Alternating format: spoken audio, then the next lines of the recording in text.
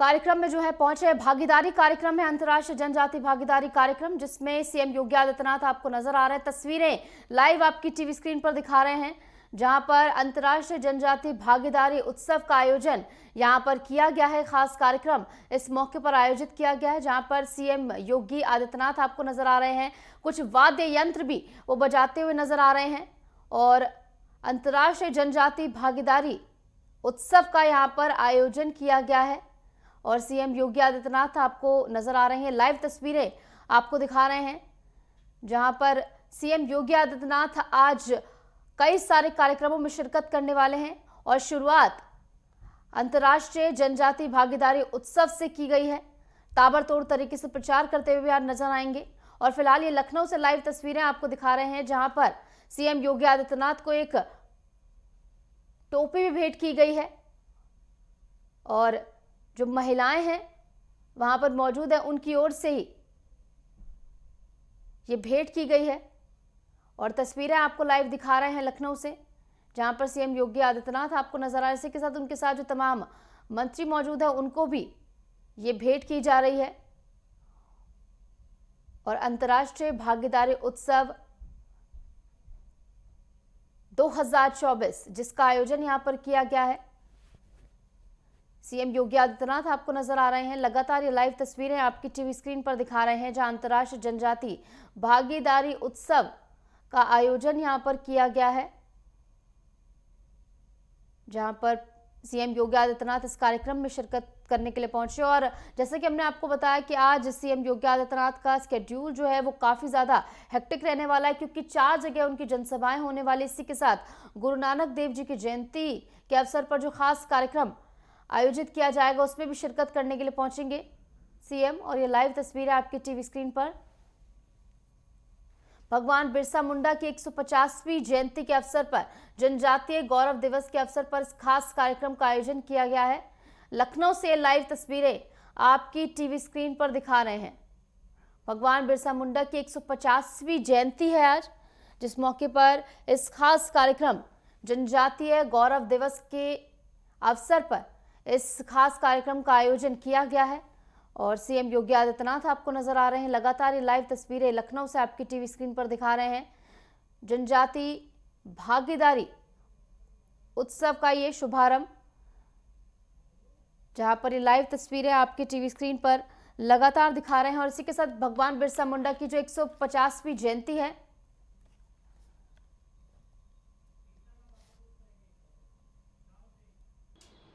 महान स्वतंत्रता संग्राम सेनानी जनजातीय समुदाय को उनका अधिकार दिलाने और देश की स्वाधीनता के लिए अपना सर्वोच्च बलिदान देने वाले भगवान बिरसा मुंडा की आज पावन जयंती है। मैं इस अवसर पर पूरे जनजातीय समुदाय को, पूरे प्रदेशवासियों को हृदय से बधाई देते हुए आज के इस कार्यक्रम में मंच पर उपस्थित प्रदेश सरकार में समाज कल्याण विभाग के मंत्री श्री असीम अरुण जी, राज्य मंत्री श्री संजीव गौड़ जी, अध्यक्ष उत्तर प्रदेश अनुसूचित जाति जनजाति आयोग श्री बैजनाथ रावत जी, अध्यक्ष जनजाति मोर्चा भारतीय जनता पार्टी डॉक्टर संजय गौड़ जी, प्रमुख सचिव समाज कल्याण श्री हरिओम जी, प्रमुख सचिव पर्यटन एवं संस्कृति श्री मुकेश मिश्राम जी, आज के इस कार्यक्रम में उपस्थित प्रदेश, देश और आज के इस कार्यक्रम में खास तौर पर जो विभिन्न हमारे पार्टनर कंट्री की ओर से भी और अन्य देश के विभिन्न भागों से भी यहां पर 26 जनपदों के 47 यानी विभिन्न जनपदों से आए हुए सभी उपस्थित बहनों और भाइयों, मैं सबसे पहले प्रदेश की राजधानी लखनऊ में आप सबका हृदय से स्वागत करता हूं, आपका अभिनंदन करता हूं। हम सब जानते हैं कि जनजातीय समुदाय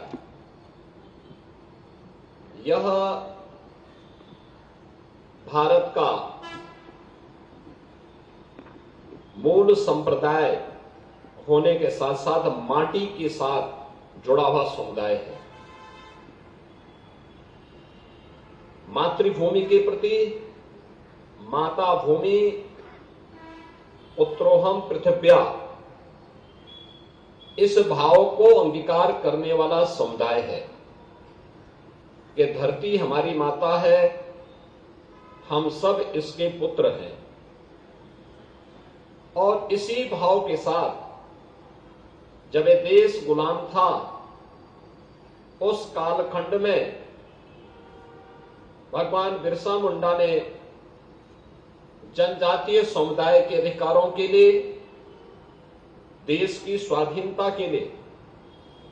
अपना बलिदान देकर के देश की आजादी में एक महत्वपूर्ण भूमिका का निर्वहन किया था। आज उनका 150वां जन्मदिन है और ये हमारे लिए गौरव की बात है कि प्रधानमंत्री मोदी जी ने भगवान बिरसा मुंडा के बलिदान को सम्मान देने के लिए 15 नवंबर की तिथि को भगवान बिरसा मुंडा के सम्मान में जनजातीय गौरव दिवस के रूप में इस पूरे कार्यक्रम को पूरे देश के अंदर करने का निर्णय लिया है। और उसी क्रम में आज प्रदेश से भी और देश के भी अलग अलग भागों से यहां पर जनजातीय समुदाय बड़ी संख्या में उपस्थित होकर के इस एग्जीबिशन के माध्यम से, इस प्रदर्शनी के माध्यम से, इस चलने वाले कार्यक्रमों में भागीदार बनेंगे। बहनों और भाइयों, धरती माता के प्रति सम्मान का भाव रखने वाला हमारा जनजातीय समुदाय, उसकी कला, उसकी परंपरा, उसके अंदर जो एक धरती के प्रति, इस धरती माता के प्रति जो अनुराग का भाव है, इसको सम्मान देने के लिए आज डबल इंजन सरकार अनेक कार्यक्रमों को आगे बढ़ाने का काम कर रही है। वे कार्यक्रम अलग अलग स्तर पर अलग अलग प्रकार से संचालित हो रहे हैं और खासतौर पर जब हम देखते हैं, मुझे याद है 2017 में जब हमारी सरकार प्रदेश में बनी, जनजातीय समुदाय बहुत सारी योजनाओं से वंचित था। उससे पहले की सरकारों के एजेंडे का हिस्सा ही नहीं बन पाया था और इसीलिए सरकार ने एक अभियान चलाया कि चाहे वह थारू हो, कोल हो, चेरो हो, गौड़ हो, बुक्सा हो, ये जितनी भी ये जातियां होंगी, इन सभी के लिए हम लोग सेचुरेशन के 100% लक्ष्य को प्राप्त करने की दिशा में कदम उठाएंगे। और मुझे इस बात की आज प्रसन्नता होती है कि सेचुरेशन की यानी सभी योजनाओं से उन्हें संतृप्त करने के लिए जो अभियान हम लोगों ने 2017-18 में प्रारंभ किया था, आज वह पूरी गति के साथ आगे बढ़ रहा है। आज आप देख रहे होंगे कि वनों के अंदर रहने वाले, प्राकृतिक संसाधनों पर निर्वाह करने वाले, अपनी संस्कृति और अपनी परंपरा के साथ साथ अपनी माटी के साथ अनुराग रखने वाले इन बंधुओं ने ही भारत के प्राकृतिक संसाधनों की रक्षा विपरीत परिस्थितियों में की। और देश के अंदर भी, प्रदेश के अंदर भी। उत्तर प्रदेश के अंदर लगभग 11 जनपद ऐसे हैं जहां पर जनजातीय समुदाय रहता है, कम या ज्यादा संख्या में। सर्वाधिक सोनभद्र से हैं, शेष अन्य जनपद ऐसे हैं जहां पर कम या ज्यादा मात्रा में वो लोग रह करके उन्हें समाज के साथ योजनाओं की, विभिन्न लोक कल्याणकारी योजनाओं से जोड़ने के भी कार्यक्रम चल रहे हैं। आज उन्हें प्रधानमंत्री आवास मिल रहा है, हर घर शौचालय की योजना से आच्छादित किया जा रहा है, ग्रीन ईंधन के रूप में उन्हें एलपीजी के कनेक्शन दिए जा रहे हैं, वृद्धावस्था पेंशन या निराश्रित महिला पेंशन या दिव्यांगजन पेंशन से उन्हें आच्छादित किया जा रहा है। हर जरूरतमंद के पास अपना राशन कार्ड हो, हर जरूरतमंद के पास 5 लाख रुपए के स्वास्थ्य बीमा का एक कवर उसको प्राप्त होता हुआ दिखाई दे। जहां ये सब कार्यक्रम आगे बढ़ाए गए हैं, वहीं साथ साथ वीर एकलव्य के नाम पर चलने वाले विद्यालयों की भी एक लंबी श्रृंखला उन सभी क्षेत्रों में स्थापित करने के कार्यक्रम और आश्रम पद्धति विद्यालयों के निर्माण के कार्यक्रम के माध्यम से भी उनके बच्चों को अत्याधुनिक शिक्षा प्राप्त हो सके, इसके लिए सरकार के स्तर पर अनेक कार्यक्रम चलाए जा रहे हैं। उन योजनाओं का परिणाम है कि उनमें से बहुत सारे लोग आज समाज